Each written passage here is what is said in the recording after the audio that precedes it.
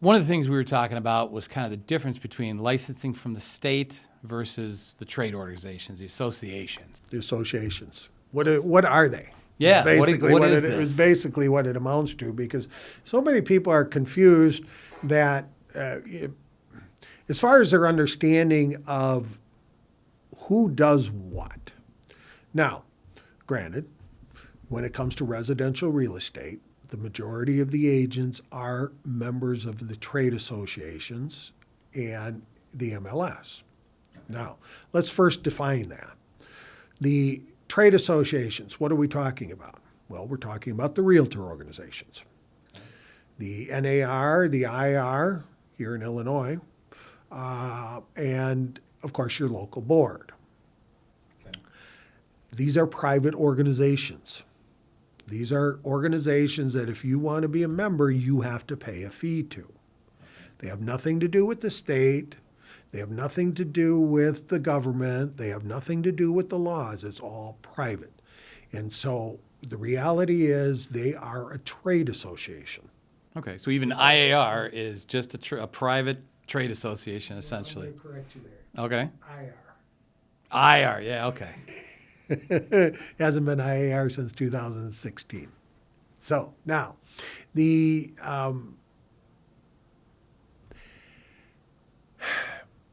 just like any other industry, what are they? They're a collective group of industry participants trying to better the industry for themselves. Okay. That's it. Okay? They don't write laws. They influence laws. Lobbying. Lobbying. In fact, that's the number one goal, number one job, number one aspect of any trade association. We're a bunch of members of this industry. We want to make sure the laws are favorable to us. We're going to lobby for them, okay. Right? Doesn't matter whether it's real estate or any other industry for that matter of fact, right? Okay. Okay. So now,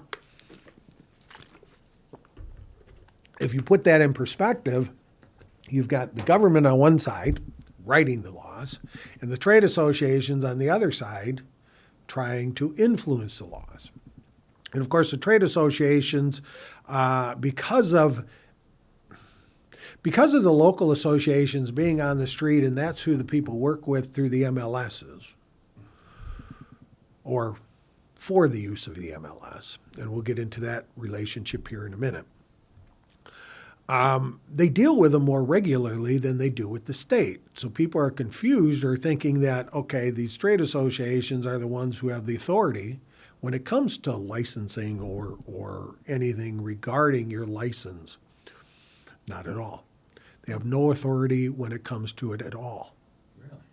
Absolutely. Who does? Well, the state of Illinois. Each state has their own licensing law. And the reason each state has its own licensing law is because real estate is local. And I don't just mean crazy. I mean that you cannot, real estate is immobile. You can't pick it up and move it anywhere. In fact, we have this unique product, and we'll talk about this in another video too. We have this unique product that can't be shipped. There's no return policy. Its pricing is all subjective. It's not as simple as, here's my money, gimme. Yeah. Right? And I can't, and it's always, you give me an address, I can find it, and it's always going to be there. Mm-hmm. Yeah. It's just a matter of what form it's in. So, given that particular scenario, what does it do any good to regulate it from a national level? Not at all.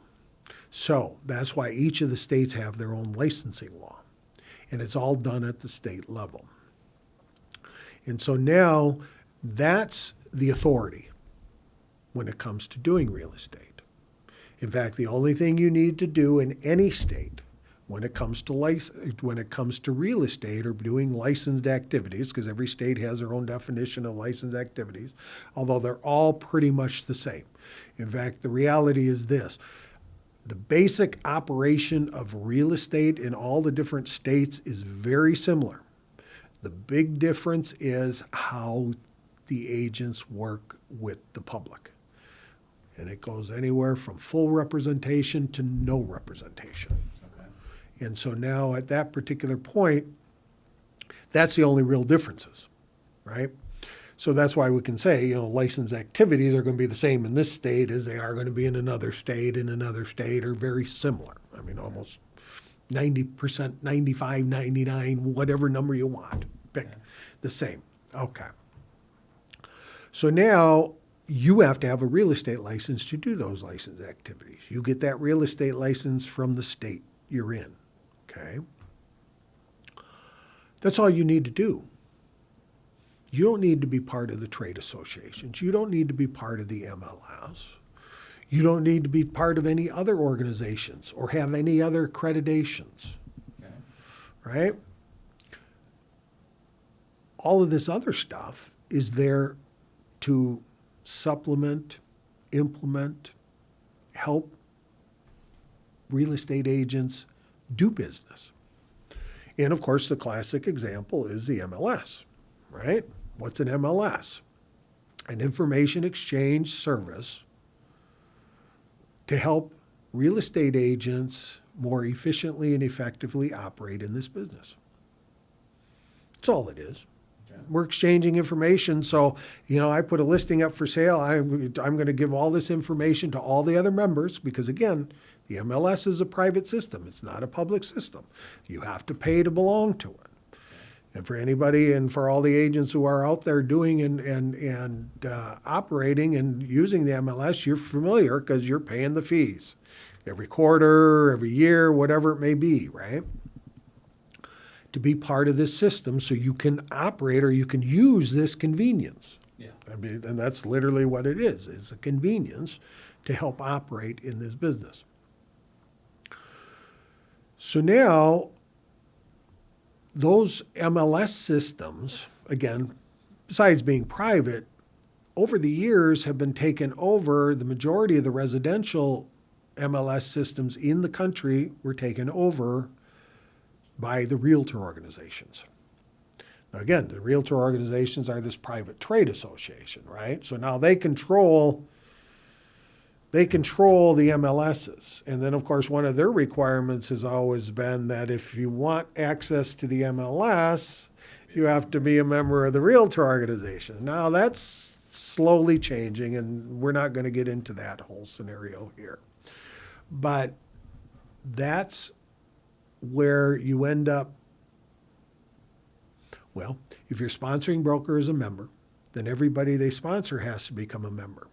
And so if the sponsoring broker is a member of these realtor organizations, then everybody they sponsor has to become a member of that. And then, of course, at that particular point, they can choose whether to be part of the MLS or not. But, of course, if you're going to be active in the business and you want the tool, because that's what it is, it's a tool, they're going to be a member, which means everybody they sponsor has to become a member, which means now all the sponsored licensees, all you brokers out there and your managing brokers who are sponsored by somebody else and they're members of these organizations, you don't have a choice. So you're going to pay your fees every year for being part of the MLS and being part of the realtor organizations. But realize that these are strictly tools.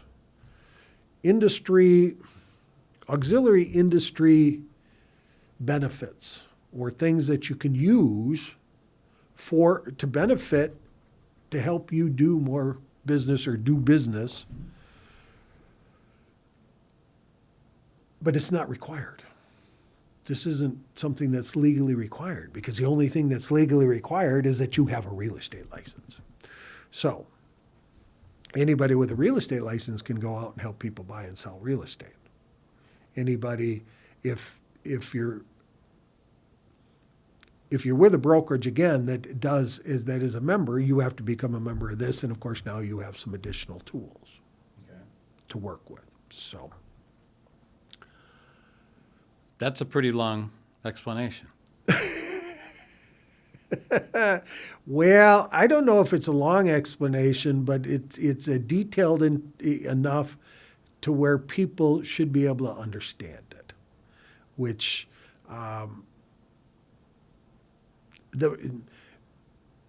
and again, the reason we need, and everybody should understand this, is because, let's face it, the MLS are key tools to working out on the street for residential brokers. Because I mean, obviously, if you only had your brokerage to deal with and whatever listings the brokerage would have, you're limited, aren't you? Yeah, I can only buy Yeah. whatever you're selling. Yeah, that's right. locally in-house. And I only know about what's available Yeah, I don't through know that. what Yeah, what, Jimmy down what's the street's got. that's right. And so now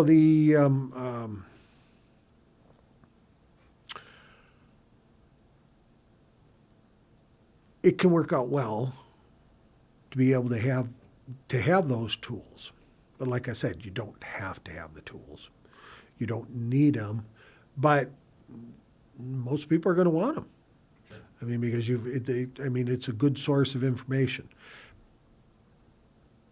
Situation though is such is because we, as real estate agents, in fact, the one thing that I always say, and I've been saying it for years, is I like what I do because I get to be able to step back out of the day-to-day minutia and be able to look at the big picture.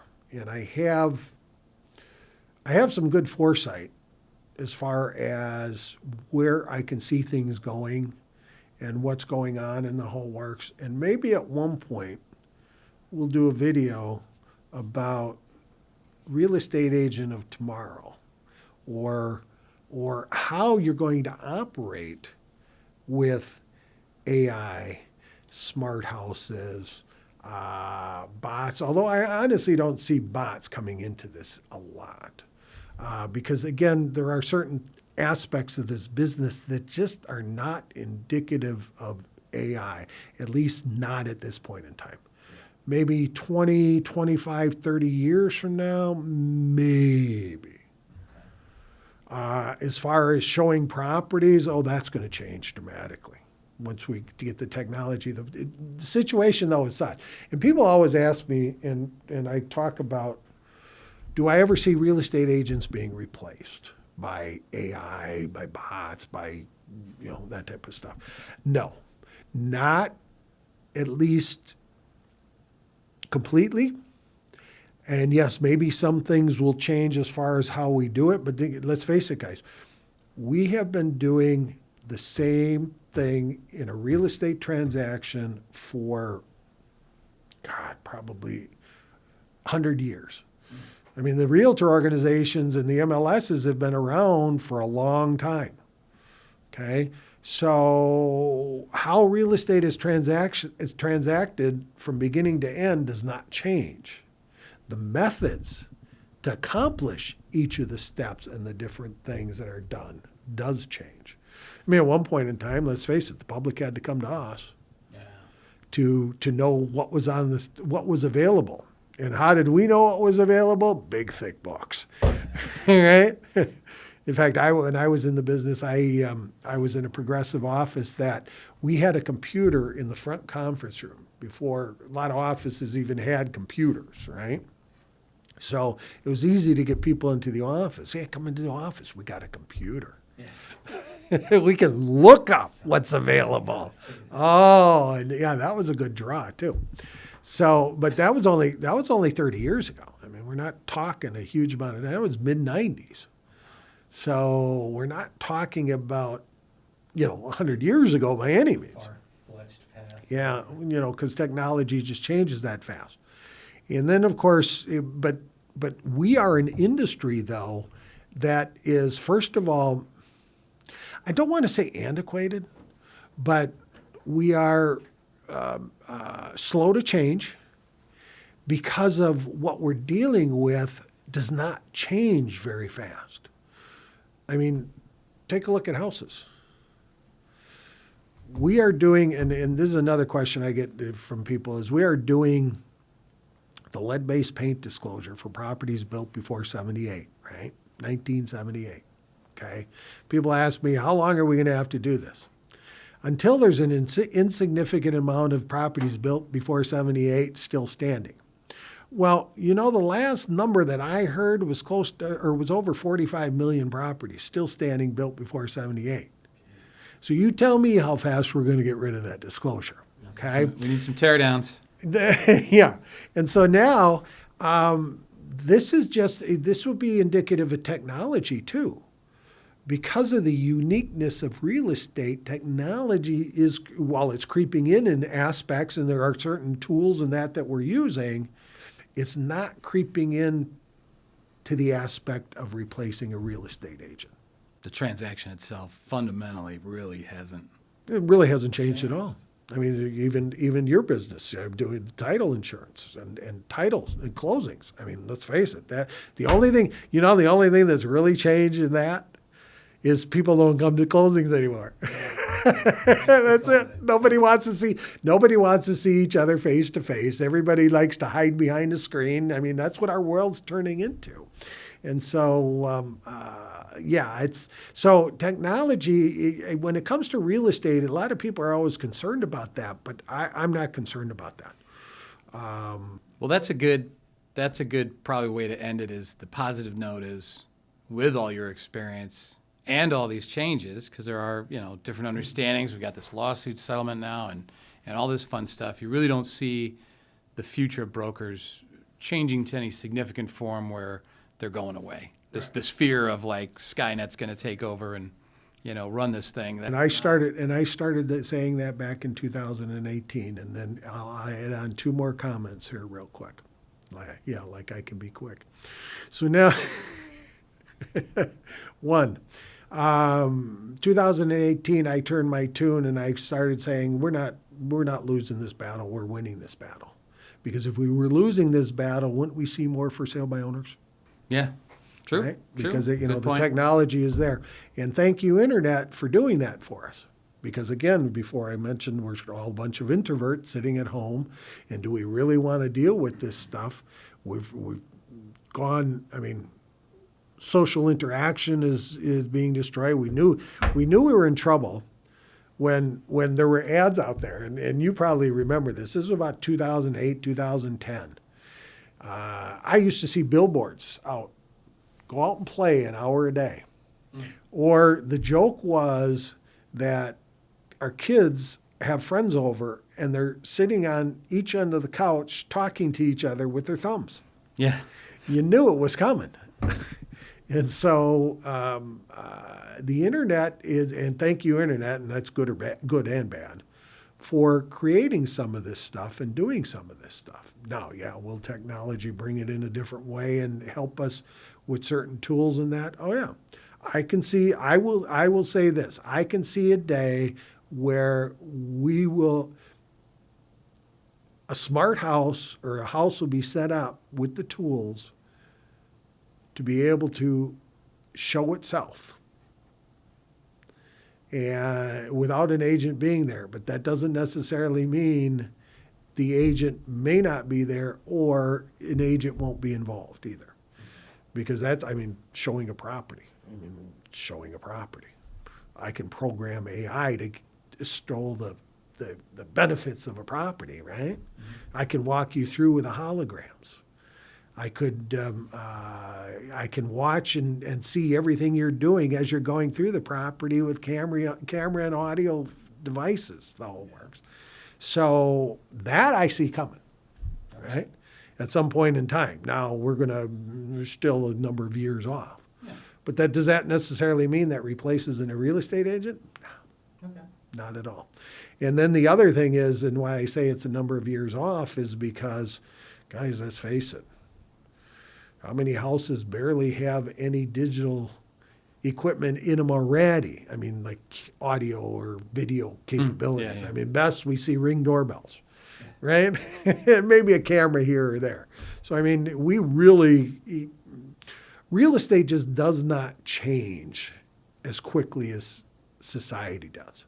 Okay. So that's where we're at. And so I don't believe we're out of a job at all. Oh, and the other thing I'll add on is when it comes to there's less for sale by owners, that also means we control the listings. So for all the people who are concerned about working with buyers and asking them to pay fees and everything else, guess what? You do have some power in that. Yeah. Why? Maybe that's a Because good they point. got to come to us because we control all the listings. Yeah. Yeah, there you go. So, Well, that's a great place to end it. I appreciate you coming out today and chatting with us about this. I know we're going to have some further questions, and we'll get some additional other of these- videos coming Yeah. up. Oh yeah, absolutely. We touched on a bunch of subjects that we can make. Yep. There's plenty of them, whether it be current or future or even past, for that matter of fact. Thank you, Dean. Thank you so much for coming out today. You're welcome. All right. Thanks for having me.